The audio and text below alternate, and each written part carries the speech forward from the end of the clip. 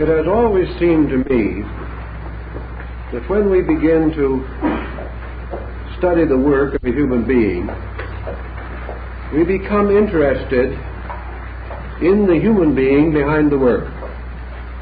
Perhaps this should not be true. Perhaps we should accept things simply on their face value. But we are all tied and bound to the human state, and we like to orient our heroes in that state. We are actually perhaps helped more by the humanity in man than we are in the supposed divinity in man. The humanity brings us close together, and in the case of General Pike, it reveals to us the happy combination of a scholar and a truly delightful person.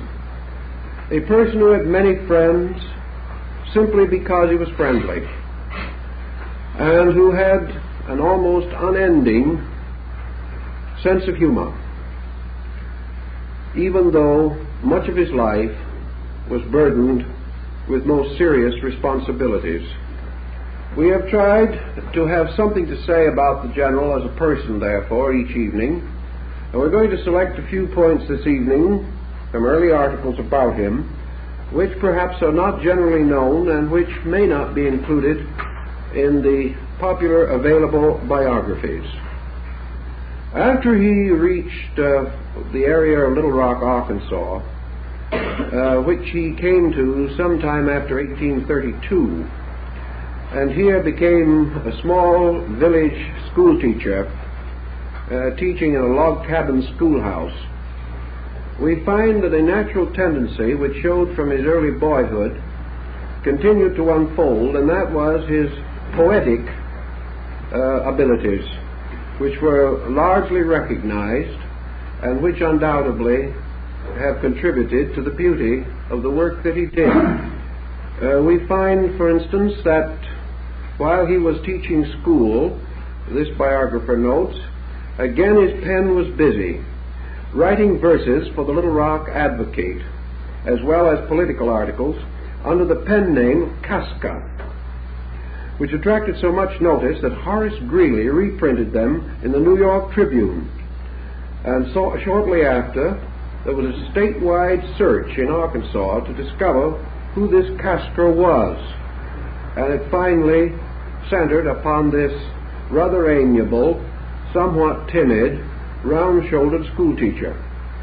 And from that time on, his literary fame increased, and he has left quite a rich legacy of good poetry, which will be of interest to one group of persons.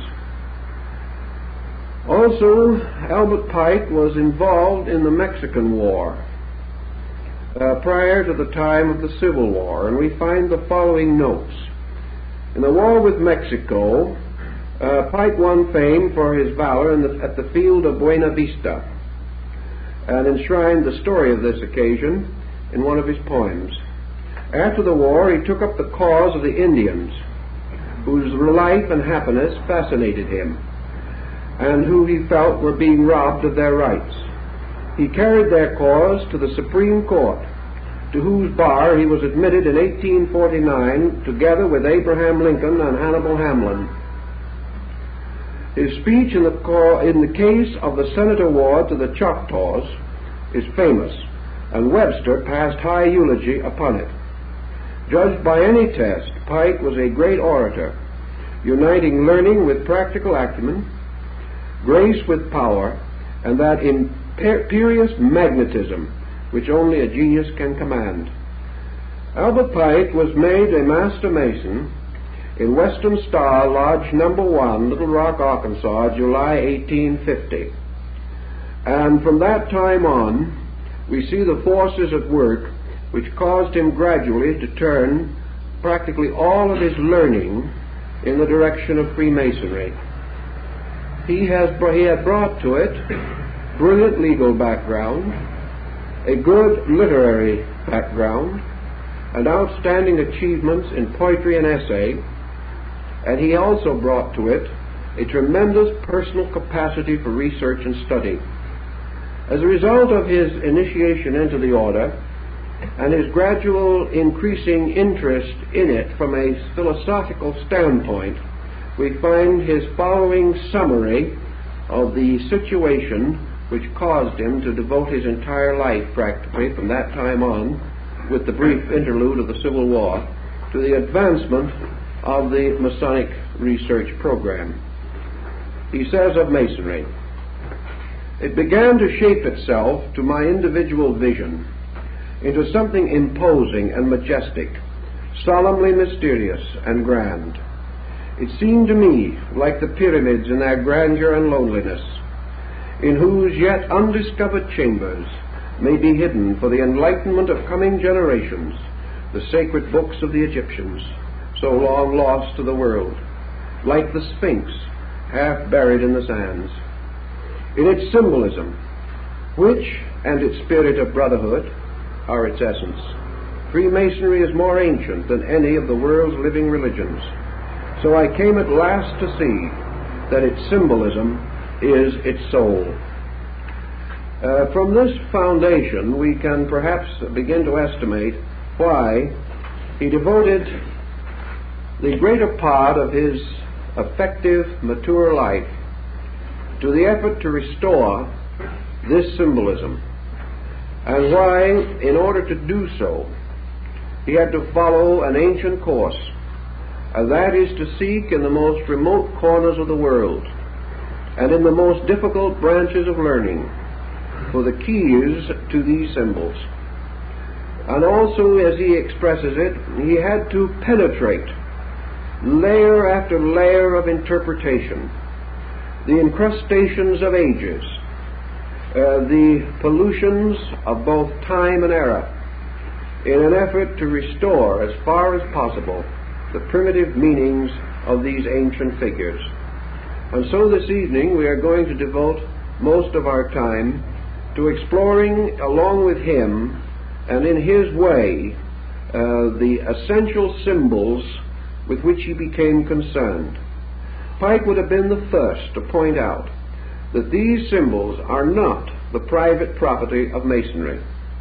These symbols derive themselves from practically every tradition of the world, yet that there must be beneath all symbolism a substance, a meaning real and valid, would seem to be of interest and importance to us all. For in the search into the field of comparative religion, in which symbolism plays a most vital part, we come constantly upon images and figures difficult to comprehend, confusing, and at the same time utterly fascinating. We also realize that in this pursuit of symbolic lore to its fountainhead, we must begin with some conviction, some concept. And General Pike begins with one very basic fact, namely that the symbol, which has endured from time immemorial, going back to the earliest thinking, to the most basic ideals of the human race, comes the nearest to anything that we have to a universal language. The moment we lock our thoughts in words, we restrict our meanings to those of kindred tongue. The moment we attempt to interpret in the terms of familiar things, we also impose a dogmatism upon meaning. And gradually most symbols have been dogmatized. They have been given a meaning, or perhaps a group of meanings, and these are assumed to exhaust the research in the subject. The moment we place a dogma upon any natural growing concept, we blight it with an early frost. We create a pattern of acceptances, a mere lip acceptance of terms and words and patterns, presumably exhausted by those who have gone before us. Pike warned of this very definitely. He stated that there may be 1,000 interpretations already known for a certain symbol. But if we are content to accept any or all of them, we shall some way deprive ourselves of the greatest adventure of all, and that is the personal exploration of the idea, the search within ourselves for meaning, and that the language of symbolism invites us all to search for meaning. He next assumes, which I think most of us here would concur with his belief, that not only was symbolism a language, but it was a language about something. It was a language relating to a particular kind of material, a particular level of fact. And the reason that this fact has remained expressed only in symbolism for thousands of years is due to one circumstance, in itself also undeniable. That is, that men have never found a better way of perpetuating these facts than through symbols. Had at any time the full and true meaning of a symbol been so completely, absolutely, and entirely crystallized that it could be presented in an irrefutable literary or philosophical statement, the symbol itself would have vanished. It would have no longer been significant. Men do not search for that which is found, but for that which is not found. The individual, therefore, is entitled to assume that the language of symbolism relates to something about which there is no common knowledge, about which there is no other adequate instrument for the perpetuation of certain ideas. What type of material would be, therefore, most likely to be locked in an enigma, to be concealed behind some form, shadow, or semblance not identical with its own structure or nature? The answer would have to be that it is some kind of knowledge pertaining to things not to be literally seen, not to be factually examined, not available in their full and pure substance, but to be known only through the lengthened shadows of themselves, cast upon matter, cast upon mind, and gradually molded into a fantastic imagery. Such knowledge as this would therefore not be the knowledge that has descended to us in philosophy. It would not be the knowledge available to us in the rituals and formulas of accepted theology. It would not be the type of knowledge that could be expounded in mere mathematical formula or revealed to us completely under a scientific hypothesis. It has to be something in its own nature so elusive that it cannot be captured, and can therefore only be known through this shadow cast by itself. The answer again, in Pike's thinking, is obvious. That which is not available to us in knowledge is simple. It is knowledge itself. In other words, we know about many things and the substance of very little. We have learned opinions on innumerable problems, conditions, circumstances, but this essential knowing, which might cause the individual with the full realization of the meaning of his words to say, "This I know," this level of knowing is exceedingly scarce.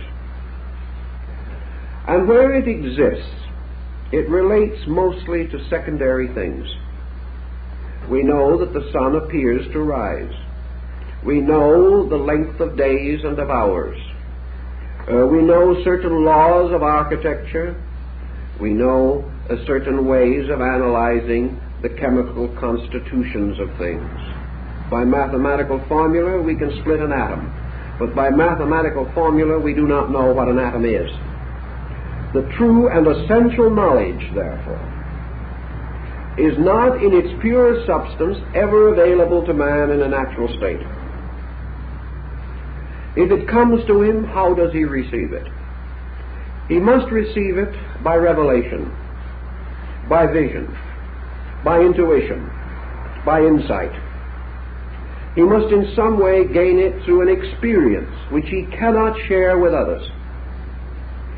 He may attempt to share, but the moment a knowing passes from him to another, that which comes to him as knowing is accepted by that other as an acceptance, as an opinion, as an interpretation, or as a belief. Therefore, that which we communicate can be believed by others, but that which we communicate can only be known to ourselves. There is this mysterious interval between self and others, and while our own insight may convince us of the inevitable truth of a thing, we also come upon another dilemma. The insight of others give to them different interpretations of the same thing. Therefore, to say I know is not only an indication of penetration, but it is also a completely individual project. The individual can know for himself. He may know that which is necessary to himself. But this knowing, he cannot say, will be identical with the knowing of any other person. He may like to affirm the philosophical concept that if persons come to the same level of insight, they will attain to the same substance of knowing. But as each person is different, it has become exceedingly difficult to assume or to discover even the levels of insight upon which a number of persons may function. The only levels we have available to us are levels of interpretation, levels of believing, and levels of acceptances. Thus, according to General Pike, it would seem obvious that a symbolism which is extended around the world and it descended throughout time to be valid, to be worthy of perpetuation, to hold as it has the admiration of the most learned and the most informed and enlightened of mortals, that this symbolism must deal with these things about which man cannot come to external factual knowledge. These symbols must therefore relate not to effects but to causes, not to consequences as we see them, but substances as they exist in the nature of being. He is strengthened in this concept by another point, namely, that the great wealth of symbolism has grown up around sacred matters. The greater body of symbolism has to do with the attributes of deity, with the substance of human consciousness, with the nature of the human soul, with the substance and material of the human mind, and also, in large measure, with the great circle or cycle of man's psychic experience, leading not only through the years of this life, but postulating the future state of the soul in time to come and beyond the grave. These things, then, relate to certainties which men desire to possess, but which they do not at the present time adequately possess. Thus it is no common knowledge which can be easily rescued and then turned into sermons or into texts, but an uncommon kind of knowledge. That knowledge which has to do with ultimates, with infinites, and with the great universal values which men have sought from the beginning, and about which even now they have come to no common conclusion. If this then be the burden of symbolism, General Pike can justify his own statement that it is to be found in its purest and most wonderful form in the great mystery institutions of the ancient world. These institutions were dedicated to the greatest spiritual values that we know. And the greater this spiritual dedication, the more luxurious was the symbolism employed, the more fantastic the imagery, the more complicated the keys to its unlocking. And wherever we went, or wherever we go in the search of the ruins of ancient wisdom, we behold the sanctuary ornamented with devices difficult to interpret, of unknown origin, and dealing with the most abstract convictions of man. Now, symbolism then breaks down into a series of patterns, and our beginnings of symbolism undoubtedly go back to the dawn of our experience. And for a moment, let us pause and consider some of the most aboriginal pictoglyphs that we have been able to discover in the search for our knowledge of primordial man.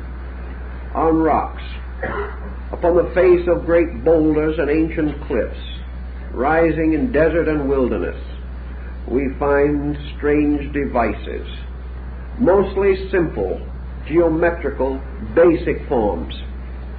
These devices are sometimes referred to as picture writing. There are many examples of picture writing right here in the state of California. We find many rocks covered with strange forms and figures. Why were they put there? Who put them there? How shall we decipher them? They were put there by crude instruments, perhaps the chiseling of a stone with a harder stone, perhaps in some cases with the use of early tempered copper, or as the Egyptians, various files and chisels and other instruments of soft metal, their teeth set in jade or in emerald in order to give them a cutting edge. These ancient symbols were put for one reason primarily. They were to perpetuate something. It was that the man who put them there, or the tribe who fashioned this strange picture writing, wished to leave a record of something. Perhaps his basic impulse was completely egocentric, although undoubtedly he had no awareness of it, never having been under psychoanalysis. But in any event, perhaps what he was searching for was one of the most basic needs that man experiences. He was searching, rather pathetically, childishly, desperately, for immortality. He was searching for that mysterious quality of not being forgotten. He wanted to live. He wanted to live in one of two ways that he knew that man could live. He believed, probably from example and sorry incident around him, that this physical part of his own nature was fragile and would not long endure. But there was another part of it, his dream, his hope, the great and wonderful deeds that he had done, his claim to be remembered, his claim to make a contribution to those who came after him, his claim that those who followed would remember the hunt and the forest and the day when he had slain the great mammoth. These things he wanted to have live because they were his hero self.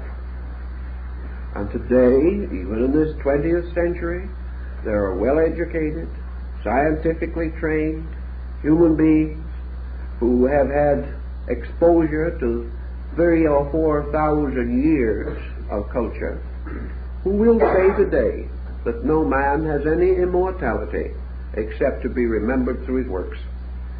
This is not an uncommon attitude among those who feel that they are emancipated from all the superstitions of the past. But this primitive man wanted to be remembered. He therefore used devices. And where did he find his symbols? He found his symbols in the beginning of language, nature. He found his first speech in the sounds of nature.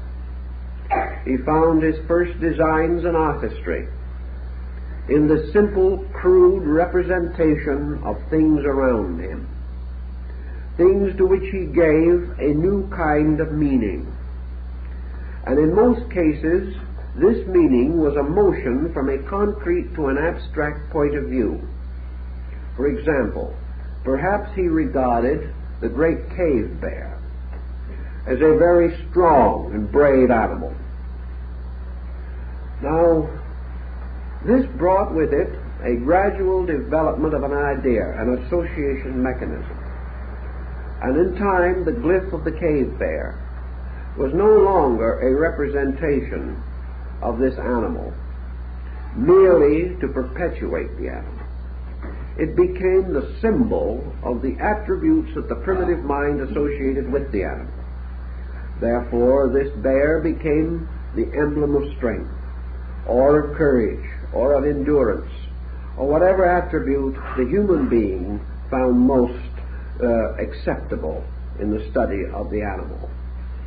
Thus, by degrees, men developed totems in which they took the names of these creatures as symbols of their powers. We find this still among American Indian tribes and among many other primitive people. And all through the Central American complex of civilizations, we find that the totem, or the symbol of the person, is placed above his head in the glyphs. And this gives the key to his name and to the virtues which he represents, or to the dedication of his own life, to the exemplification of certain qualities. Thus we see the bear becoming the symbol of bravery. We see the sun losing its actual astronomical meaning to become one of several things. First, light. Second, time. The sun became a symbol of time because it gradually came to be called the figure of day, or days. And primitive man began his counting of days by the number of risings and settings of the sun. For a longer period he chose the moon, and therefore he began to have a kind of simple calendar. Things that were 3 days back were 3 suns back. Things that were 3 months back were 3 moons back. And beyond a comparatively small number of suns and moons, his chronology became rather corrupt. He had no, in early times, he had no concept of longer periods. This came later. But the sun then became the symbol of light. It became the symbol of days. It became an emblem representing insight. It became a sign of blessedness or of good. It gradually unfolded into a sign of wisdom because it was opposed to the darkness of night, which was ignorance. It became associated with integration and orientation as opposed to the chaos of night. And by degrees then, each of these natural objects gained a more or less abstract meaning, a meaning which carried it into a world of invisible values. A brave animal can be seen, or a brave man, but bravery as a fact is not visible, except by some action by which it is personified, or some condition which exemplifies it. So the moment man began to think of qualities as apart from physical objects themselves, he had to go into symbolism. He also found various problems arising in the development of his word structures, where he discovered early in life that the most difficult concept to express in some visible form capable of being perpetuated is motion. It is very difficult to indicate motion on an immovable surface. He could not make a glyph that would fly off the surface and therefore be true to motion. He had to create the concept of motion without the object itself moving. One of his earliest experiences in this, as we see by studying the pictoglyphs, is the use of a series of footprints. These footprints indicate a journey. They may also indicate that their beginning and termination, the locations involved. Locations at that time being so crude and rude we cannot rediscover them even from the glyphs. But this long string of footprints was not entirely a happy thing. He could try to create the concept of motion through representing his animals and other creatures, as in the ancient caves of France, in motion. But a bison in motion is not really a very happy substitute for a necessary abstract verb. It is not very solutional. Yet he had to have motion. Maya solved it by putting a wing on a noun and making a verb out of it. The moment he added a wing, it symbolized motion. Very ingenious and requiring a great deal of thought to develop.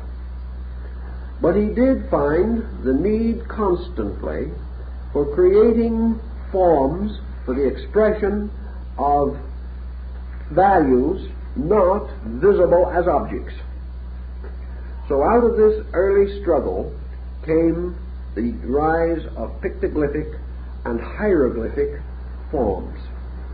The hieroglyph was an organized pictoglyph, and probably the greatest development in this situation is found in the languages of Egypt and of China. In both cases we have an inconceivable array of such picture forms. We may also, of course, mention the Maya glyphs, which number over 10,000. But unfortunately, they are not as easy to use as some of the others because we simply have not yet been able to decode them. But in the Chinese and in the Egyptian, we are in somewhat better condition. The Egyptian language, although it comes to us in its earliest form in a highly developed state, still shows that it was the inevitable evolution of the rough and crude cuttings upon the walls of cliffs and rocks. It is a gradual refinement. But the Egyptians began to discover means of making their symbols more valuable, making them more useful. They gradually came to identify, out of all of their animal pictures and their various symbolic devices, for each of which they had a name, they gradually developed a sound equivalent.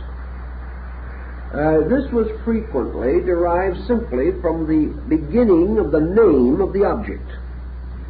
And an object like, for instance, arm, representing the human arm, suggested to them the possibility of the R sound as well as the complete name. This R sound could be combined with other sounds. Among the Aztecs it was done more simply. They took two creatures, for instance, they wanted to make a word out of two names. So they would take the name for tiger and the name for snake. They wanted to use the first half of the name for tiger and combine it with the last half of the name of snake. So they made a glyph, the front end a tiger and the back end a snake. And then they proceeded to read it. It gave them, therefore, the possibility of bestowing this glyph as a name upon something. And this is how we read the place names of the old Mexican cities and towns. They placed this glyph in association with a little device called a mound. And when the mound and the place name were put together, it meant a city.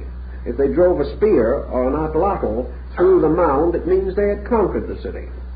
And one by one, these simple devices developed. So the Egyptian language passed into a new form, in which it consisted of both ideas and of sounds. This became rather complicated.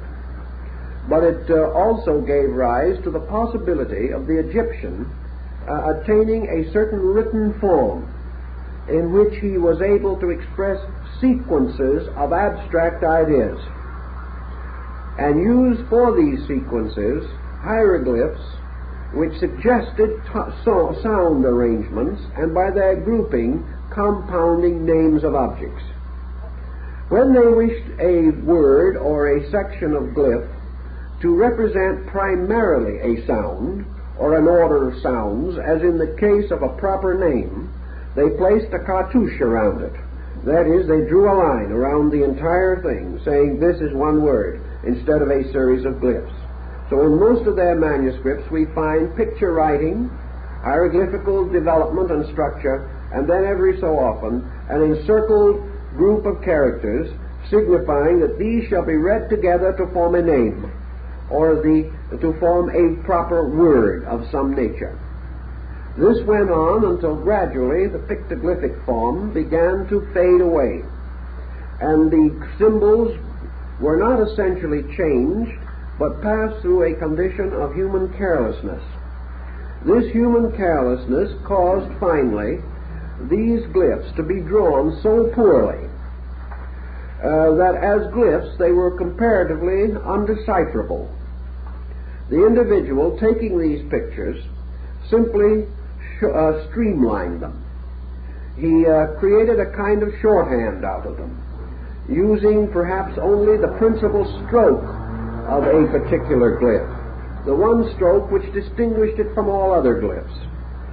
And he found that by degrees he could speed up the process of writing, and the hieroglyphical form about the beginning of the Christian era began to drift into the hieratic form, which consists of the loss of the symbol in a conventionalized letter. As this proceeded more rapidly, the advantage of the picture glyph as a means of identifying objects gradually ceased, and the entire process moved into an alphabetic form, with words spelled out to form new dimensions for the concepts to be perpetuated. This also followed definitely in connection with the Chinese method of writing.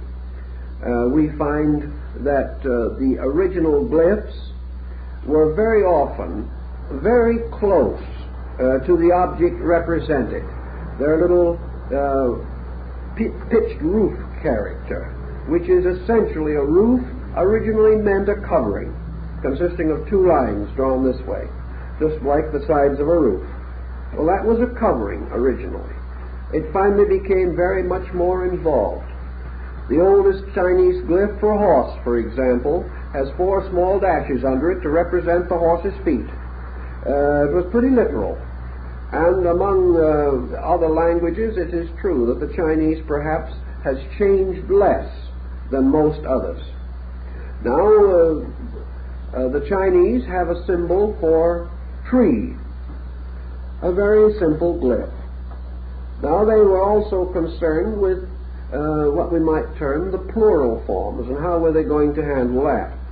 If they were somewhere and they found another tree, and they wanted to have 2 trees clearly indicated, they followed the line of greatest expediency. They made 2 trees side by side, and that was exactly what it meant, 2 trees. But this didn't end the problem, because it could get worse. Another man decided that he wanted to say that he had just been in the forest. Now, this presented a more or less complicated situation. You couldn't keep on drawing trees all over the page. So the happy idea of the simple plural came into existence. Above 2 trees must be many trees. So they put a 3rd figure of a tree, and the result was forest. Above 2 means forest. A very simple device. And in this way, they had no difficulty in ultimately indicating their meaning. They had many different symbols. When they made the sign of a roof, they then placed a symbol of fire beneath the roof, and a fire under a roof is a home, a place where you live. Another simple problem is that they anciently used for conveyance a kind of a cart. And if you look down on this cart from above, you saw the axle running through the 2 wheels. You saw the flat, straight edges of the 2 wheels, and in between a large rectangular mass representing the body of the cart. This particular symbol was reduced to simply mean center, middle. because it represented the middle part, a central axis moving through something. And this became associated with the original name of China, which was the Middle Kingdom. Thus they went on, by degrees, building up a most elaborate group of writings, multiplying their strokes, increasing their skill and knowledge, until finally they produced a language so flexible that almost any idea which man can express can be rather adequately presented. These things all rose from natural symbolic instinct. The effort to use simple things to express or explain difficult things. The effort to convey a total picture of a meaning, and at the same time lock it only in a very few strokes or letters. To do this also, of course, created a kind of association. The individual who knew approximately the meaning to be intended got the complete impact of it, perhaps even more completely than we do with words today. They got the feeling of what was intended. They got a simple and direct relationship. They were not so far removed into polysyllabic forms as we are.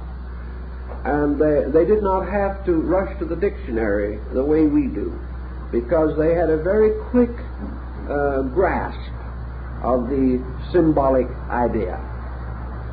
Now, these are primitive things, but they point the way along which General Pike was exploring. And he comes then to the next important conclusion which he reached, namely that nearly all symbols arise from nature. A symbol is a form, and it must be derived from a form. We cannot have a symbol, a picture of anything, unless that picture is derived from something within our world of experience. Therefore, the picture must be the result of man's own eyes. He may add to the eyes certain reasoning powers, but he must first use the eyes. He cannot conceive of a form which does not exist, nor can he make a picture involving a pattern which has no similitude in life or nature. Thus he was forced to derive his language from his world and from the world of circumstances.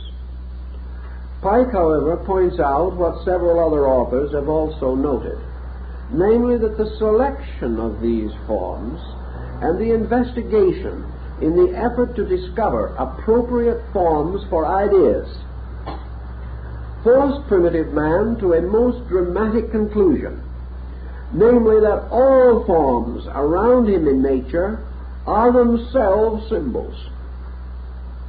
That a tree is a symbol. A tree is not merely a symbol for man to use. Man is simply taking a more ancient natural symbol and reusing it.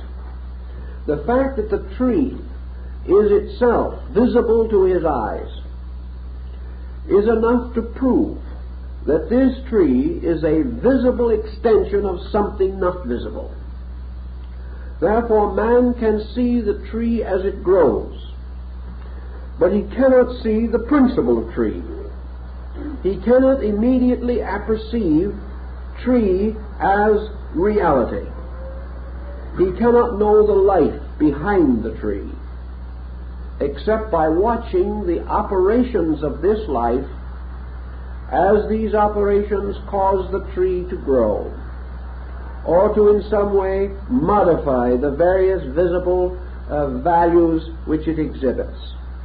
Thus nature is itself one vast symbol, one inconceivable relationship of forms, all bearing witness to that which is not form. A number of particulars bearing witness to invisible principles that lie behind all the concept of particular. Thus the authority of symbolism lies not in man's need for an expressing medium. The authority lies in the divine way of working. The universe itself, moving into manifestation, moves by projecting its own powers through forms, and these forms are symbols of these powers, mathematically, geometrically crystallizing around waves or rays or rates of energy, so that everything that exists is in some way a witness, an evidence, a kind of emblem, standing for a principle, itself invisible. That this principle may be spirit, may be soul, may be mind, may be God, makes the symbolism only the more significant. For here we are confronted with the visible testimony of facts unseen, a kind of covenant by which man stands forever in the presence of his own greatest source of instruction. Thus, as Pike points out, the universe is a great university of symbols, a tremendous school of emblems and devices, through the contemplation of which man comes finally to understand himself, his world, and his Creator. Thus, symbolism involves us almost immediately in a series of great abstract values. And the fact of symbol is the first great link that man has with a world of spiritual forces operating behind the visible appearances of life. So the fact of symbol becomes the validity of symbolism. It becomes the proof of the meaningfulness of the entire concept. Man creating symbols, therefore, derives them by bestowing upon forms and likenesses already existing and already having meaning, other meanings according to his own qualified understanding. Therefore, he takes emblems having an absolute meaning, and he gives them a new relative meaning in order that he may use them for the extension of his own awareness in some direction or under some condition. If, therefore, the Chinese makes a glyph for the home, consisting of the combination of roof, fire, and the woman symbol, he is therefore expressing a basic concept. These devices are not home, nor are we to assume that he is merely attempting to establish the concept of a house. He is working for something else. He is working for the moral and emotional overtone of home. He is looking for its spiritual value, its ethical implication, and thus he captures in these basic forms ideas which are in harmony with his own insight. Yet each of these forms may have another meaning, a meaning especially in themselves. And this is true where the selection particularly involves natural working or natural objects, rather than the artificial productions of man, as in the case of house, which is something man himself has built, and therefore has a meaning peculiar to man. But when he draws upon the earth and the sky and the flower and the rock, he is drawing upon things which he did not himself create, and therefore which have meaning apart from him, even though he wishes to give them a meaning of his own. In this way, symbolism has gradually associated itself with an infinite diversity of interpretive factors. And these interpretations, extending on through time, have been refined and revised with the changing of human beliefs. The ancient meanings have been restored and lost again. and finally new meanings have been imposed upon ancient substances which no longer seem relevant. Man, however, hit upon one other happy device in the development of symbolism. He knew that he was concerned to a measure with the restricting circumstance of literalism. There was always the deadly danger which man faced, namely that in the field of learning, if he drew a picture of a tree, the student would be satisfied to say this is a tree and feel that he had solved it all. If, therefore, he surrounded the man primarily with only natural symbols, the human being would be almost in the same condition he would be without any symbols, because there are enough natural symbols forever around him. He sees the alternations of day and night, he beholds growth, he beholds all the strange and wonderful workings of natural law. These are his heritage. Therefore, to merely reproduce them for his intellectual advancement would scarcely attain its end. He would only be using a crude substitute for a nobler original. But man discovered, perhaps through his sleep consciousness, through dreams and other things, that he could introduce an element of fantasy into the representation of these forms. He could create a class of forms called composita. He could make a thing unworldly by putting together natural emblems and symbols in an unnatural relationship. He found, for example, that as long as he drew pictures of men to represent his gods, the tendency of the people was to come to the conclusion that the gods were men. It read downward instead of upward. Instead of conveying the impression, really, that man is a god, the reverse became the common acceptance. But when, as in the case of the Egyptians, the human head was taken off, and the radiant globe-clutching Scarabasaka was placed on the shoulders of the human body, so that it became a human body with a beetle's head, the inevitable result had to be that the mind could no longer search in its experience for a living example of this. They just couldn't do it. Or when they placed the symbol of the head of the Apis, the bull, upon the shoulders of the god Osiris, this Horipus, or this deity, could not be found among men. It represented a departure. Here we have now a fantasy.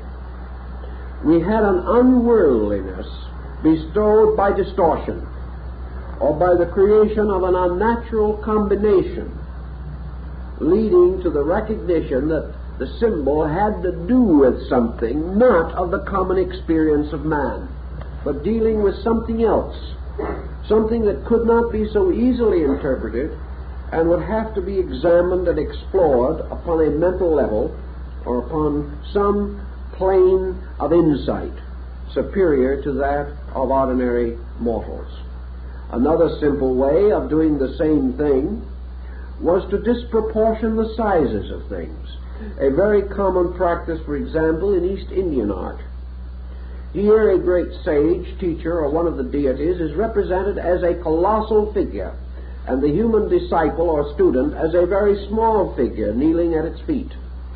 The great figure thus became a symbol of unworldliness, a giantism, which elevated it beyond the common experience of man. Such perhaps was the tremendous subtle influence of the Olympian Zeus, this monumental structure, this tremendous figure, or the great standing figure of Helios, the god of the sun, that stood at the gates of Rhodes and has been preserved for us under the name of the Colossus of Rhodes. But by great disproportion, by great enlargement, an unworldliness was also created. Begin the refinement of things so as to create an unworldliness might mean a creation of so sensitive, so truly and completely beautiful a thing, that no equivalent could be found among men for it. Thus sublimity was used as a means of exaggeration. As Leonardo and Michelangelo realized and exhibited later, also the dynamic of the so-called heroic proportion, or by the voluntary and intentional distortion of the anatomy or structure of the human figure, this figure became symbolic of something not human, something either superhuman or subhuman, something beyond our immediate ken of comprehension. A great study was made, for example, of the familiar figure of Michelangelo's Moses. And it has been pointed out that if this figure should stand up, it would be the most disproportioned piece of art perhaps produced by a classical master.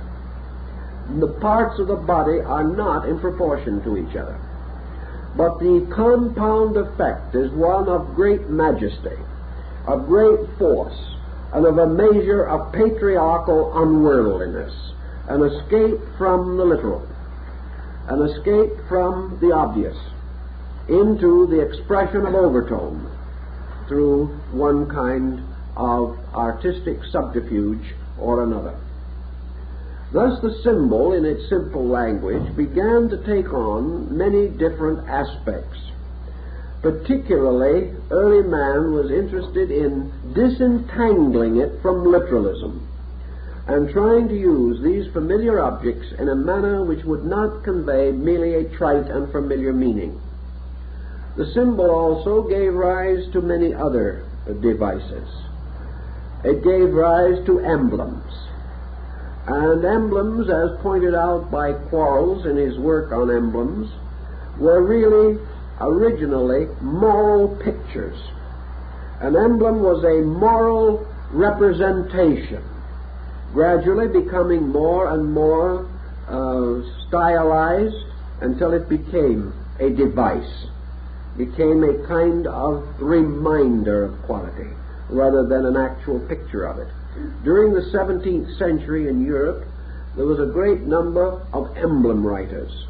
These writers moralized upon practically every symbol, device, work of art, statue, jewel, fabrication of antiquity that we know. Every one of these had to be interpreted to have some bearing upon the moral need of man. The purpose was to produce the good man, or to remind the individual of moral virtues by simple pictures.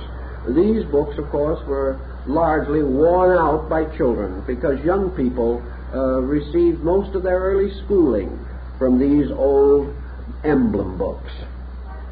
Another type, of course, that also came into prominence was the gradual development of the word emblem. In other words, symbolism was not absolutely restricted to a representation of an object. It could be associated verbally with the description. Groups of emblems have been closely associated with sects and creeds that have made use of the emblem in one way or another in their teachings. And this part of the teaching has become so familiar that the picture is used to substitute for the reference to the factor involved. Religious emblems that we remember immediately, of course, bring to mind the Christian cross, which is associated with the most dramatic episode in the life of the founder of the faith. We find that in India, in Buddhism, for example, the chakra, or wheel with 8 spokes, the Noble Eightfold Path and the wheel of the law, has become practically a universal symbol for Buddhism as a religious philosophy. It has gained the same general acceptance that the cross has in Christianity.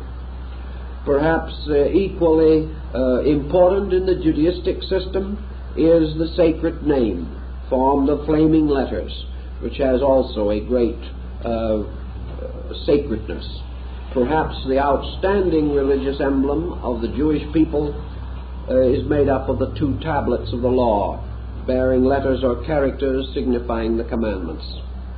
In Islam, the great symbol is the crescent of the planet Venus, which has to do very much with the development of their faith. And this has been universally accepted among Muslim states. Among Hindus, the most common symbol is the Omkara, or an elaborate device formed of the letters of the sacred name. These devices we generally recognize today as the trademarks of religions and faiths. In China, Taoism, of course, is represented by the yin-yang symbol, or the two hemispheres interlocking, the light and dark hemispheres of a circle. All these emblems have therefore gradually come to be identified with great systems of thought, and they become immediately able to stimulate in us a basic grand picture of a doctrine, of an idea, or of a way of life.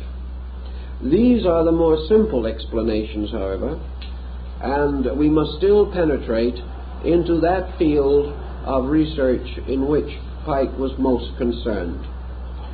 He came to the conclusion that there was an essential and valid language of symbols, an alphabet of them, that while in various nations they were somewhat modified, still there was a great body of symbolism, essentially sacred and essentially dedicated to the perpetuation of knowledge without revelation by word. Therefore, the communication of certain secrets from age to age, from time to time, was accomplished by means of symbols, even as the ancient craftsmen in the days of the cathedral builders of Europe each marked his stone with his master's mark, a mark peculiar to himself, and being the same permanent record that the primary man or ancient man carved so crudely upon some boulder. This record of the master's marks also extended throughout the world, for the same marks that are found on the cathedrals of Europe are also found on the Taj Mahal, on the Qutb Minar at Delhi, and upon the great monuments of the Hindu and Muslim world. Therefore, this practice of marking goes on throughout the world.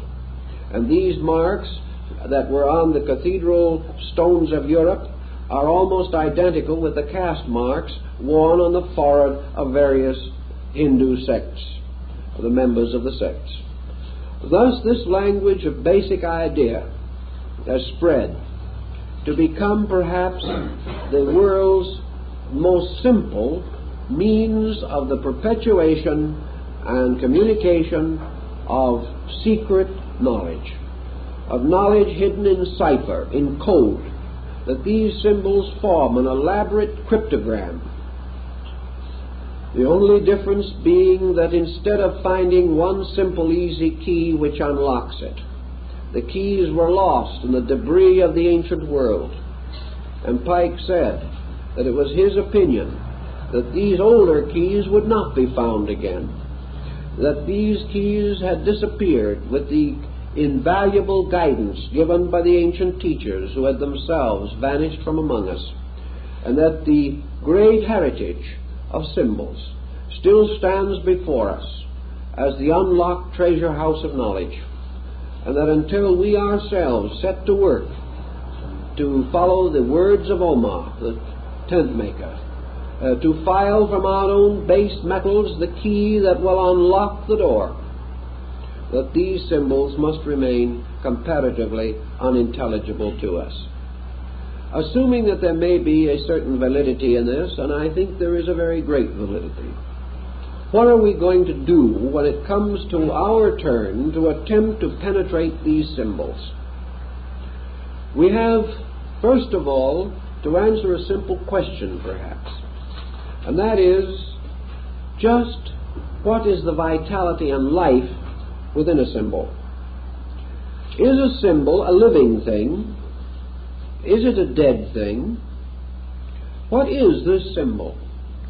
It is some kind of a formula. It is power locked in a picture. perhaps a very crude picture, and perhaps with only a very few lines. But still it is a power locked in a picture. And why do we say that it is a power? Because we say that in some way it is a truth, and that a truth is always a power. For a truth is the power which enables man to achieve his great victory over ignorance in some particular, in some way, or upon some level of function or understanding.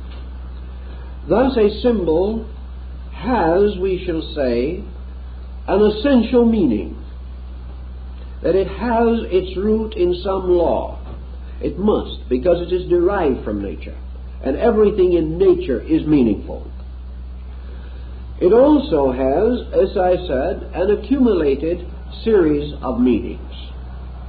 And the individual confronted with a symbol is at first placed at a serious disadvantage.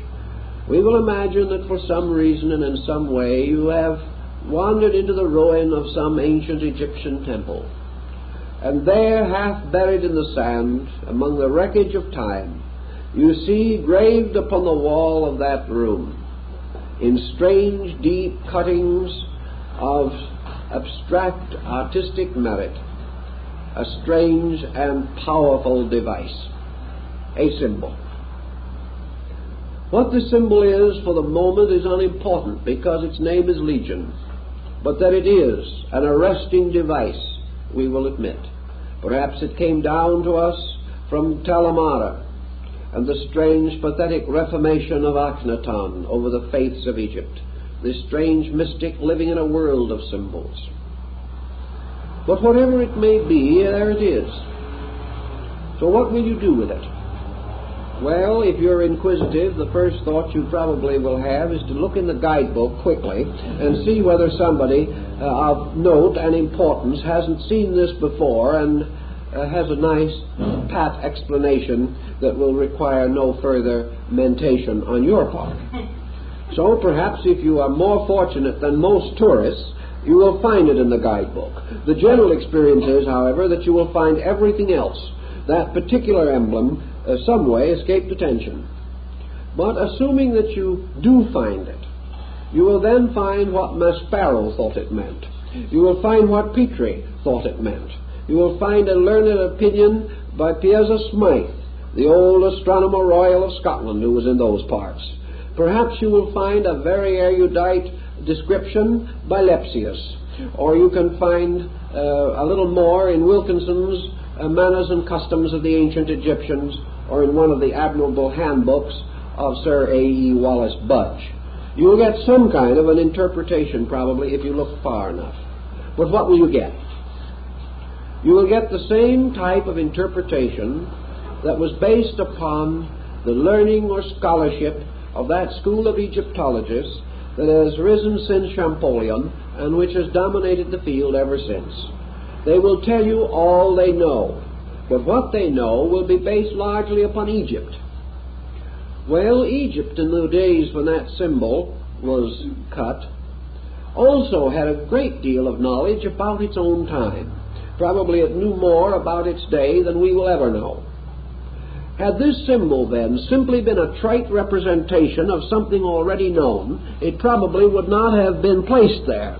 The Egyptian only put it there in the first place because it represented something that he could not reveal in any other way. Something that meant something inside of him, not just merely the perpetuation of ornate devices which were everyday knowledge to himself, even though they may be extremely mysterious to us. So a great symbol was a great symbol in Egypt at the time it was placed on the temple wall, just as much as it is a great symbol today. And it is quite possible that thousands of Egyptians went by that symbol during the great period of the dynasties, and they did not know what it meant. Or it may be that it was anciently the wall of a sanctuary, where an initiated priest in his mysterious robes of blue and gold and wearing the great gilded triangular apron of his sect brought the neophyte and there attempted to unfold for him some strange and recondite meaning for this emblem. But one thing is sure, The emblem is not going to be easily unlocked. It's going to fight to hold its secret, just as much as you may fight to take that secret from it. As Pike said in his little article I read to you, each of these symbols is a kind of sphinx, and each one who comes into the presence of it and tries to solve its riddle is also a kind of Oedipus. And this Oedipus must either solve the riddle or perish at by the cruelty or the strange device which he has been unable to fathom. So we come into the presence of the symbol, and we realize that it represents design, that perhaps, like the famous old Etruscan frying pan, it was a masterpiece in higher mathematics, and that only by a mathematical code can we decipher it. But then when we have deciphered it, we lift a veil only to find other veils behind. How then shall we approach the symbol? Shall we approach it only with the hope that, or perhaps even the fear, that we shall discover that the Egyptian knew as much as we do? Will we approach it in the possibility that it may contain some interesting and novel formula that we can dramatize or fictionalize in our way of life? Probably from any one of 100 reasons. If we glance a second time, we will continue to ponder the symbol. What then is our answer? We have some reason to believe that it was put there by someone for a reason and a purpose. That man could know us, or would have any great or powerful interest in our way of life, is rather unthinkable. Man looking at the symbol is not fulfilling it. It is not merely intended to draw out of him the experiences of his century. It is interesting to see, however, to what degree this symbol becomes a drawing power, and may also draw out of the individual levels of knowledge that he did not know he possessed, because he had never before been subjected to a riddle. A riddle forces the individual to probe within the recesses of his own knowledge, seeking for something that at least has a bearing on the problem, or a clue, or some association by means of which the unknown becomes intelligible. But even if he does this, and he does it thoroughly and painstakingly, he only arrives at a certain formula of his own, passes on, his place is taken by another man who repeats the process. Each, because of different experience, comes to a somewhat different conclusion, and the symbol is consequently always a mirror, reflecting that which is within the beholder, casting back himself upon himself. But its own inscrutable mystery is still utterly locked. Therefore, this attitude is not entirely satisfactory. So the symbolist, and Pike belongs to that group, points out that in order to break the symbol, in order to actually penetrate it, it is not possible merely to make a photographic reproduction of it in our minds, or to battle out our brains against its strange and fantastic construction. There has to be another way. There has to be something else. And that something else implies the possibility of the individual becoming receptive to the total impact of the symbol itself. Not only to discover what it can mean to him, what it may have meant to the Egyptian, but also what it really means. And this real meaning implies, of course, something else also. That in a moment of inspiration, someone put it there. What this inspiration level was, we cannot know. But if the symbol has survived as a great and magnificent arresting thing, that level of inspiration must be explored.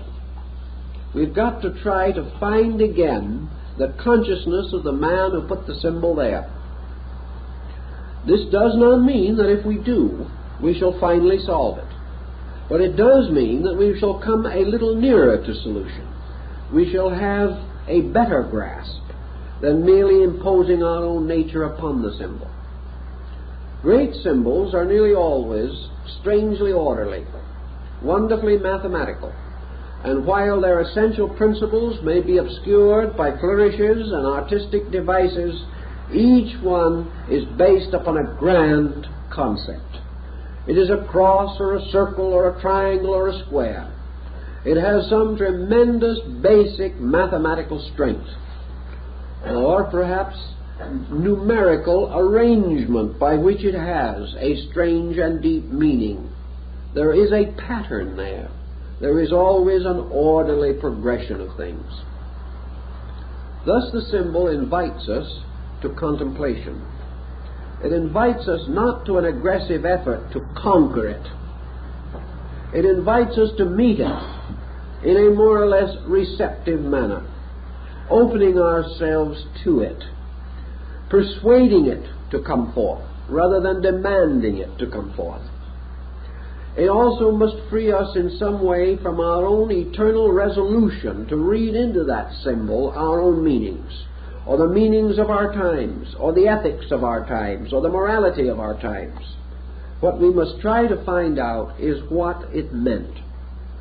And as it probably arose from this great system of world mysteries, the great educational body of the past, this symbol may well be part of the great textbook of essential learning, a strange essay, a wonderful composition, placed there with masterly skill, not only to confuse the ages, but in some strange way to bind the truth seeker of the present to the truth discoverer of the past. Thus the problem of the impact of the symbol, the effort to decode it, may lead us in many directions. As Pike points out, one of the first things that a good symbol does for us is to show us how ignorant we are. And that is an admirable beginning for something. It suddenly reminds us that the common knowledge that we have is not very valuable in an uncommon situation. It further also reminds us, if we think a little more, that the common knowledge that we have has very seldom been sufficient in any situation. That we are dying of our common knowledge, and that unless we do something about it, we shall continue to die. Thus it behooves us to explore the symbol. And the moment we start on it, we are dedicated to the great course, the study of primordial man and his search for light. We must, to a certain degree, have the same experience which Pike himself had. Drawn into Masonry by the rather natural circumstances of the time, he became aware that he stood in a great palace of symbols. Gradually it dawned upon him that these symbols were the soul of something, that this organization which he had joined was not merely a body of persons tied together by dues. It was a symbol of something. It was something that tied into a challenge that could only be solved in one way, and that was by the attainment of universal enlightenment. That symbol would always be there, pointing a strange, abstract, accusing finger at the individual, solemnly pronouncing his ignorance, until that symbol itself was completely and entirely unfolded. And to search through these symbols is a very valuable experience for persons in practically every walk of life, because this temple, with its numerous and wonderful tracings, is only a miniature of the great temple of the heavens, the temple of earth, the temple of the world, upon the surfaces of which are innumerable wonderful patterns, designs, and figures. Men must read these figures and live, or remain ignorant of them and die. Life is just that simple. Either man must solve the riddle of nature, the riddle of the great Sphinx that sits forever on the threshold of the unknown. Man must solve the riddle of himself or die. He must solve the riddle of universal law, achieving an obedience which will enable him to live, or else he will die. He must either find the great principles which underlie all forms and appearances and cling to those principles, or he will not find them and he will perish for need of them. So our great search for these symbolic insights forces us to begin the long and perhaps arduous path that leads man from the appearances of things to the essences of things, from religion as a formal structure to religion as a divine revelation, from philosophy as a confusing path of intellectualism to philosophy as an outpouring of universal wisdom from the divine nature.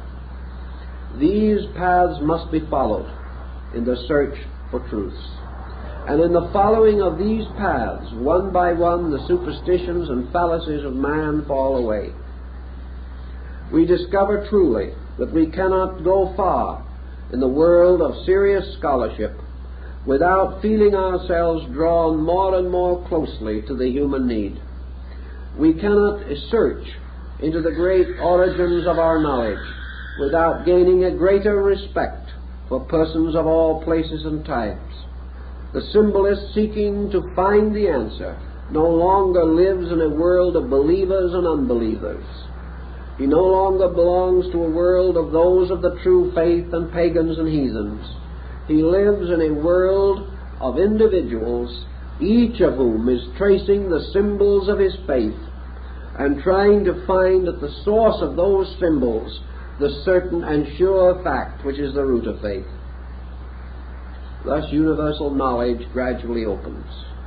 And in every field of life we use the symbols of our trades and our professions as ways of discovering the nature and substance of ourselves. Arts and sciences are of very little value if merely accepted for themselves. But if each is represented and recognized as the pronaos of a temple, a gate leading into an inner sanctuary of greater knowing, then even the simplest things that men do become emblems of the deepest things men seek. Thus the body becomes the emblem to the physician.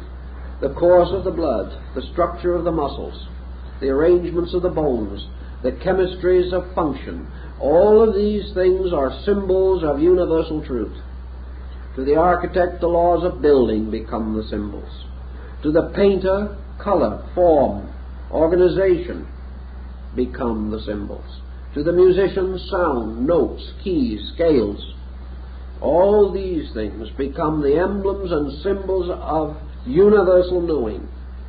For everything men do is symbolical of the one thing that man is trying to do, and which he goes about so awkwardly and so often with such profanity of spirit. To discover these emblems, to unlock their secrets, then causes man to begin the long journey, the great journey into homelessness, as Buddha called it. This journey that goes on and must leave behind by degrees everything that has been established as a fixation, as a point, as an inevitable. One by one we outgrow our own ultimates. One by one we pass beyond the smug certain boundaries of our own particular worlds, to go out into homelessness, to go out into this state which is seeking only truth, and which cannot find this final form in any place along the path, but must rest a while with some opinion and doctrine, and then pass on into the wilderness again, seeking for that which is beyond words or description. Thus approached, the symbol becomes a tremendous dynamic, a way of leading all human beings into causes and paths of personal growth. The moment, for instance, that we take the sacred literature of the world and we look beneath the surface of it and we accept scriptures, writings of this nature, as great works of symbolism rather than as historical works, we leave the smug fireside of the historical home ground and go into homelessness. We go into wandering. We go into an unknown world in which perhaps there seem to be no guideposts at all.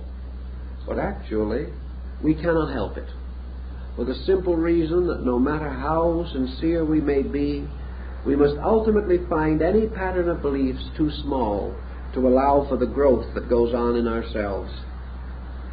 Now, when we say that we pass on from one level of symbolism to another, Pike points out to us also that these levels do not deny each other.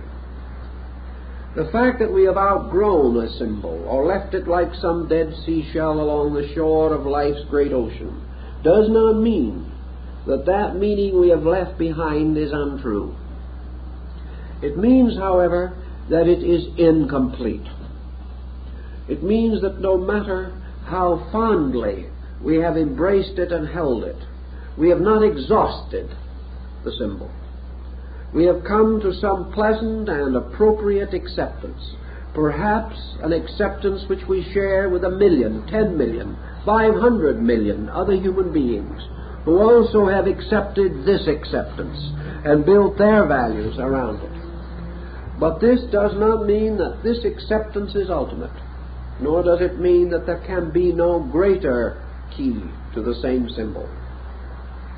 Thus, for example, in our modern time, as we pointed out in an earlier course that we gave, in our modern time, we have to depart from one of the most common and literal of all symbols, and that is history as moral instruction. We soon discover that the least meaning of a symbol is its history, or the historical event or circumstance with which it is associated. No man can find salvation by reading history alone. He may contemplate upon it and discover salvation, but the mere acceptance of it will not do this. It is only that he can unlock history with the same dynamic key which makes it bear witness to universal realities.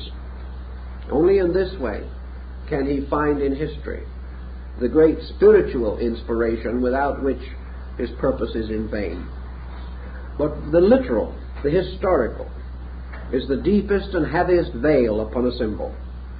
And from this we must pass immediately, not denying the history, but denying that history will save us, and go on to search and explore the universal meanings behind these devices.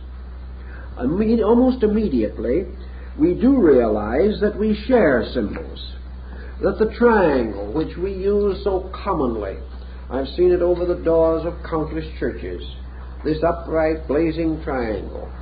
We share it with the Greeks, we share it with the Chinese and the Hindus, we share it with the Muslim and the Persian. We share this symbol with other people all over the world.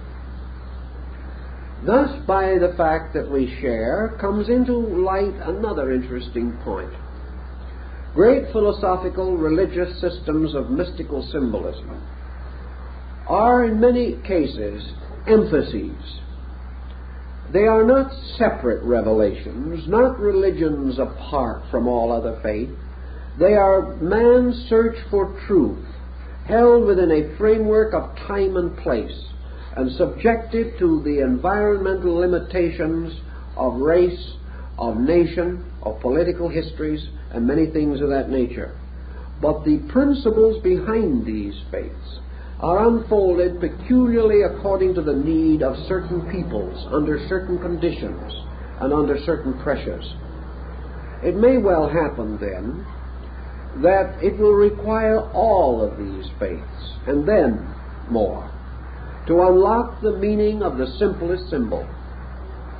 It may mean that in one emblem we shall have to go through a dozen faiths in order to begin to perceive the law and principle that underlies it.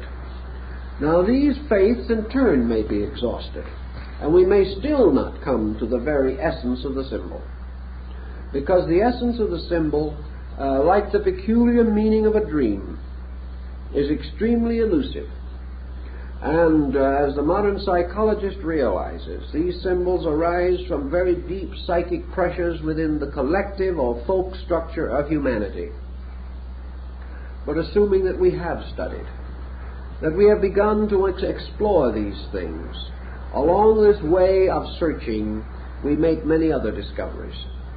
And in the search for essential truth, the byproducts are almost as important as the product itself, because along the way we gain admiration for our fellow men. We gain understanding of their searching. We gain inspiration from the great and beautiful truths that they have discovered. We gain fellowship with them in the simple problems of their living. And we move inevitably from a purely intellectual position to one of the deepest compassion and emotional acceptance of things that perhaps once were strange, difficult, and unknown to us. Thus, one of the great results of an honest search is the discovery of friend, the discovery of brotherhood, the discovery of the right power and purpose of working together for these great ends, which we have none of us yet fully attained. Therefore it is not that one shall lead and others shall follow, but in the search for truth we are all brothers, searching together for that which is beyond us all.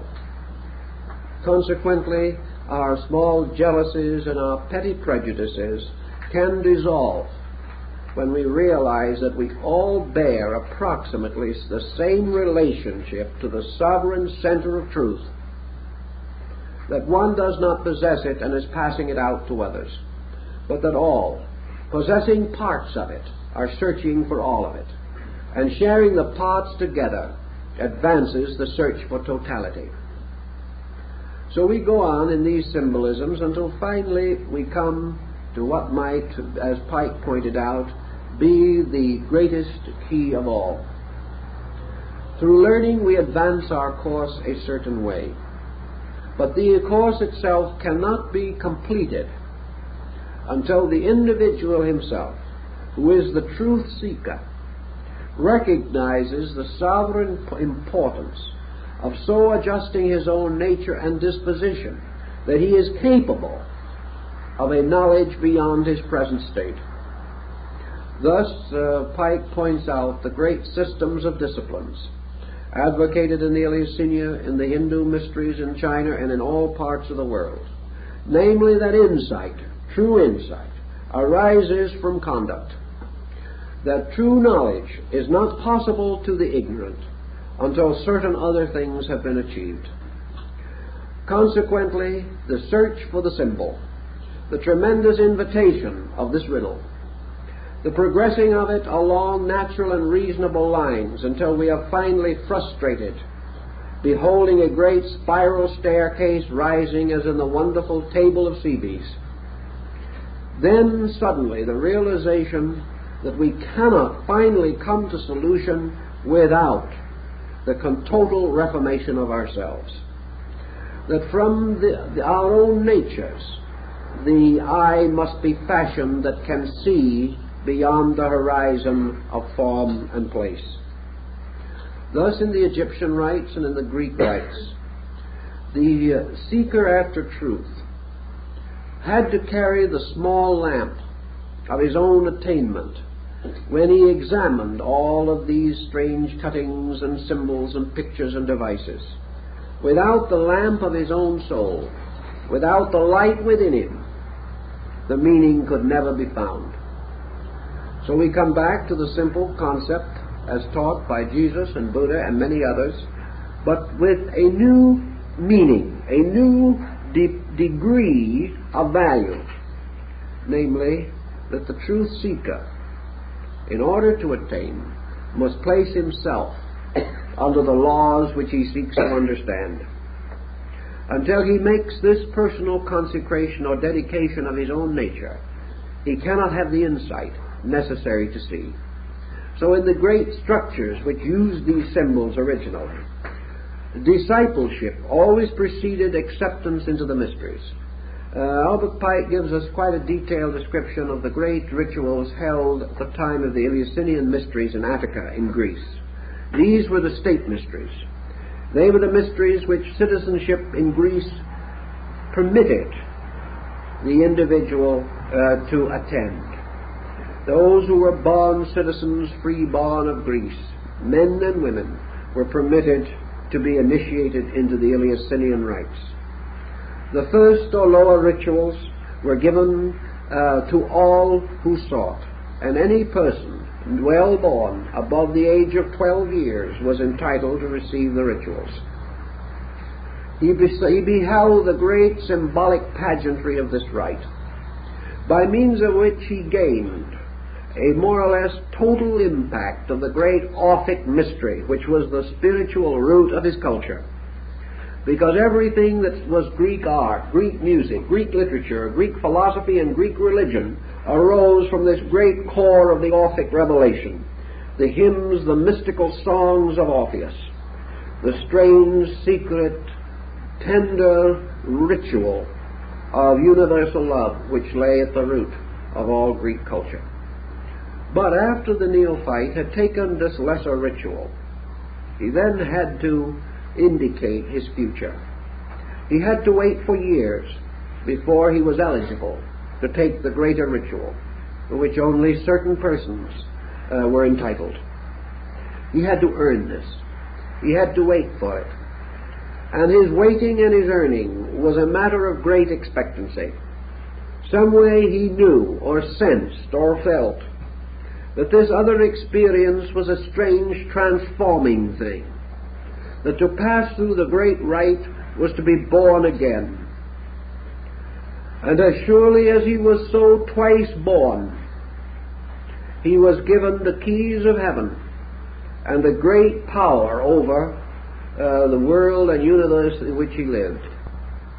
But the priests in sober and contrite circle warned him of this important step. They warned him that this ritual, this greater degree, would only be conferred upon him when he had attained certain virtues in his own life.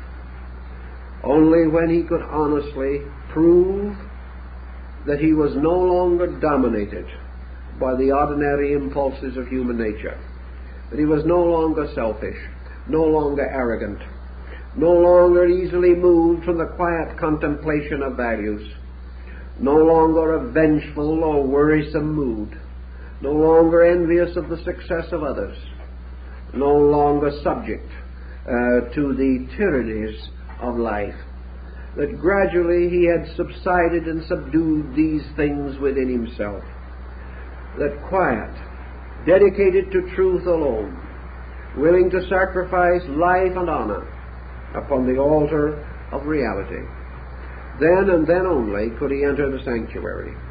Then and then only would he be given the great rites.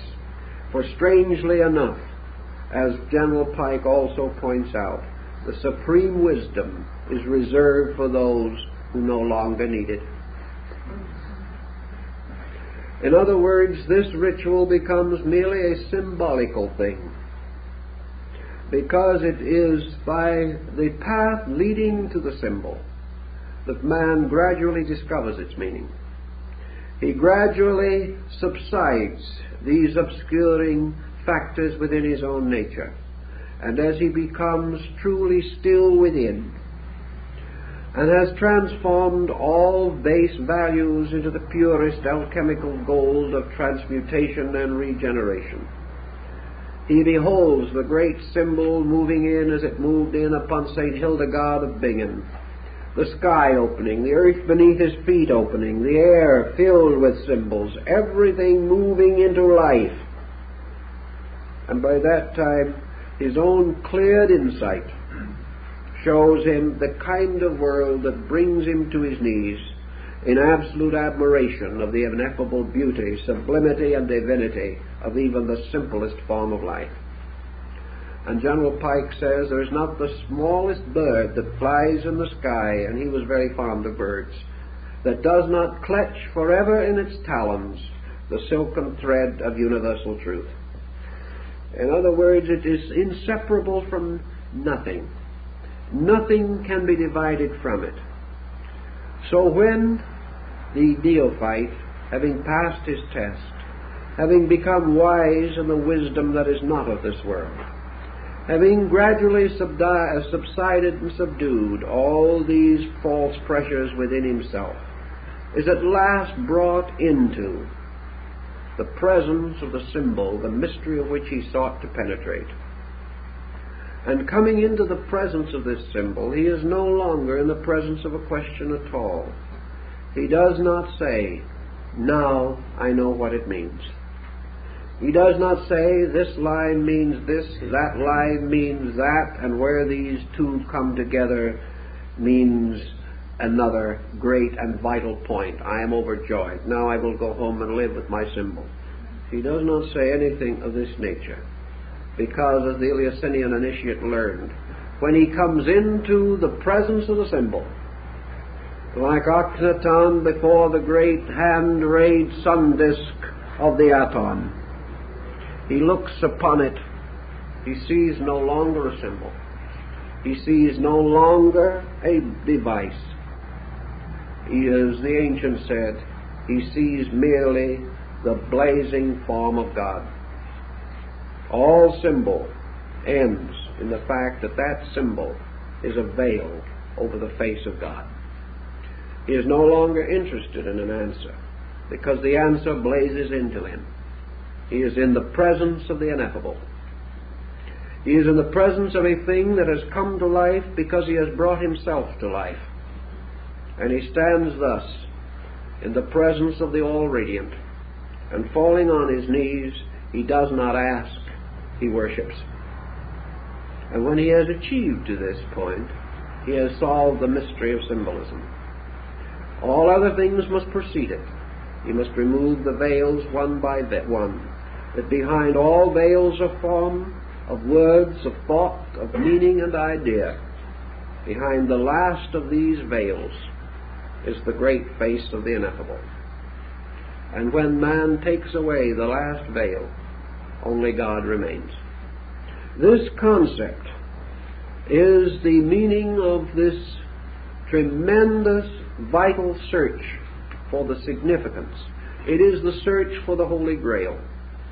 It is the search of the orders of the quest through the ages of chivalry. It is the end of the mendicant's wandering.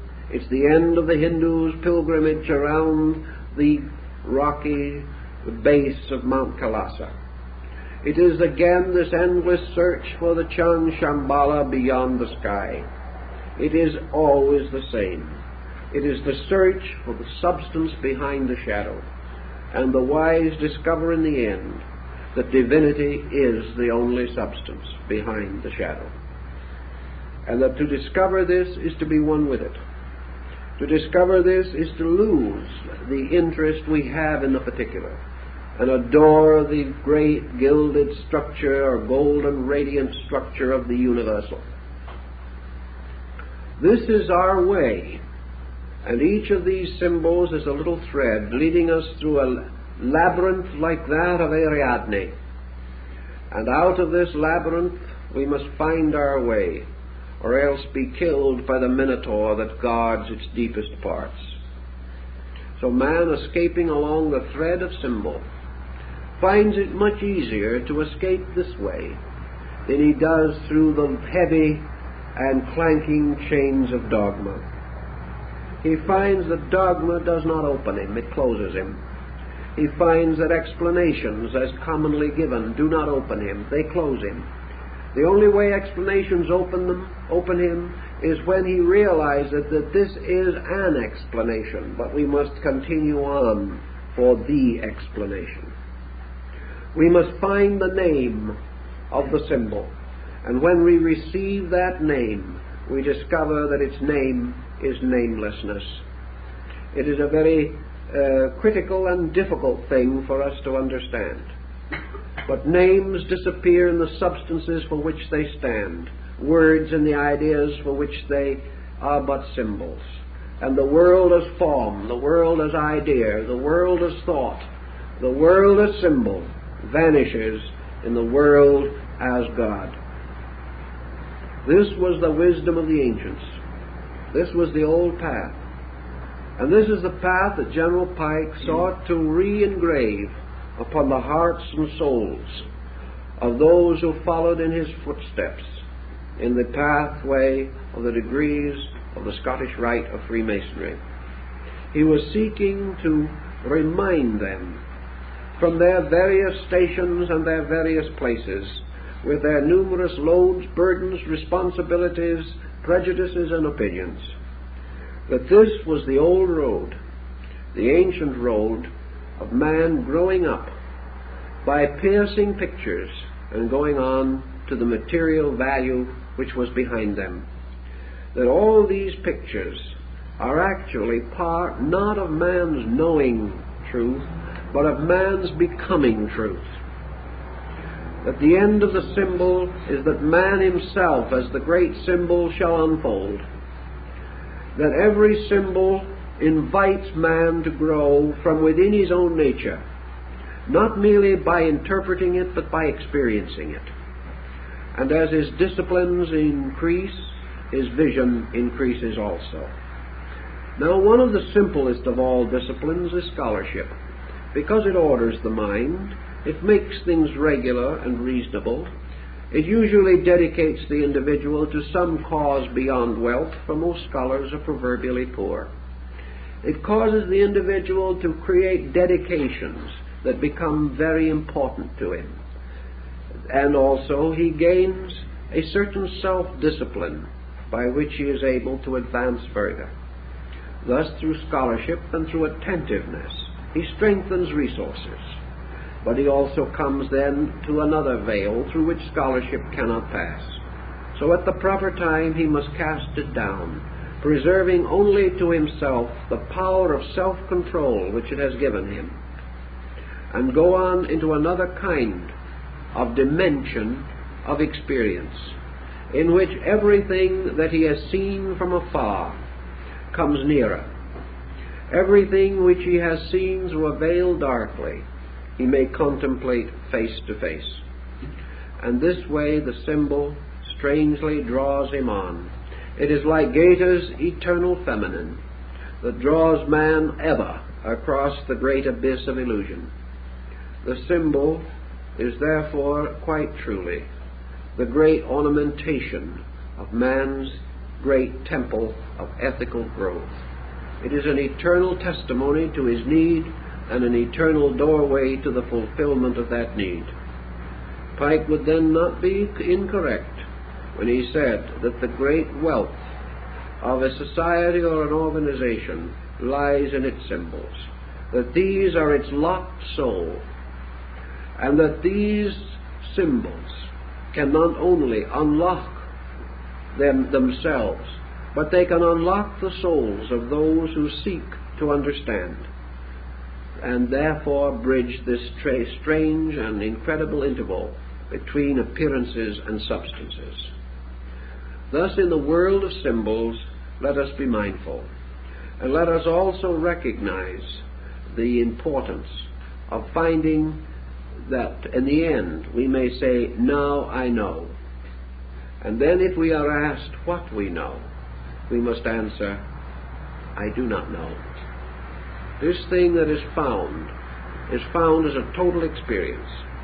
It is not a discovery of a particular, but the tremendous impact of a universe opening, blazing its eternal splendor upon our consciousness, and drawing us once more into the solemn and sacred union with that eternal value, that eternal life, that eternal power which is at the root of us. So we open both the innermost and the outermost, and we open the furthermost with the innermost. And as we unfold the utility, the mystery within ourselves, we see its blazing likeness unfolding in the symbol before us. This is the great concentration symbol, the great mandala, which locks the world. At the end of the quest, man coming finally to know, discovers not that he knows, but that he is.